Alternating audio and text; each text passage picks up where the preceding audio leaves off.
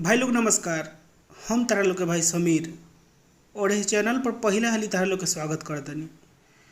इस channel के बनावे के मकसद एके गो बा कि इस चैनल पर हम भोजपुरी में बोलेब और जो भी बोलेब विरोधी लोग के रेलाई के हिसाब से ही बोलेब। हमरा के भोजपुरी टच में जो लोग देखत रह लोग हमरा के लालटेन भोजपुरी पर भोजपुरी बोलत वही हिसाब से स्लो मोशन रेलाई ए चैनल पर चली। और बहुत कम वीडियो डालेब, लेकिन डालेब तो मज़ा वाला वीडियो डालेब। तो चलो वीडियो के शुरू कर दनी। अगर चैनल के सब्सक्राइब नहीं कर लोग तो सब्सक्राइब करिए लिहा लोग, क्या कि ये चैनल पर मज़ा बहुत है तरह लोग के। तो हमनी के भोजपुरी इंडस्ट्री के महिमा अपरम्पार बावे। तरह लोग के पता हुई कि कुछ लोग ऐसा माटा नियर सटेला लोग कि सटी लोग तो खा जाए लोग चीनी के कुल चीनी के खा जाए लोग।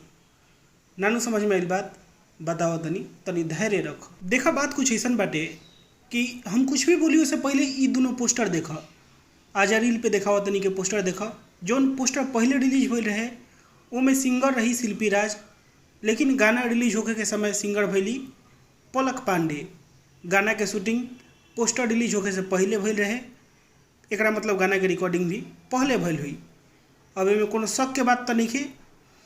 अब तरह लोग के एगो बहुत अंदर के बात बताओ तनी कि शिल्पी राज जी खेसारी लाल के साथ गाना गावे से मना कर दिले रही है।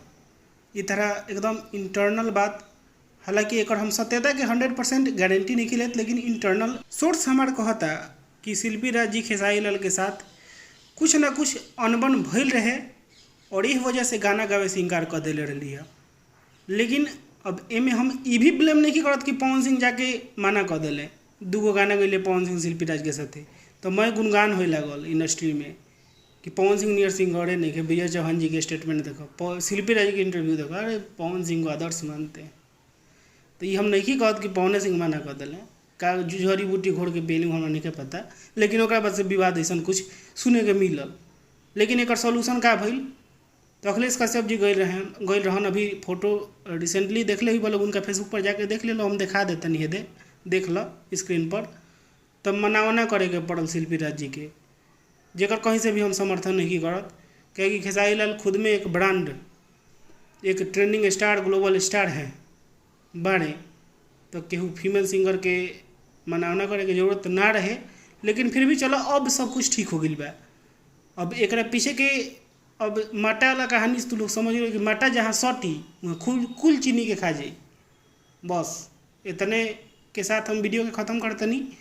हम मिलन तरह लोगों से ऐसा एक नए वीडियो में। तब तक के लिए धन्यवाद। जय हिंद, जय भोजपुरी।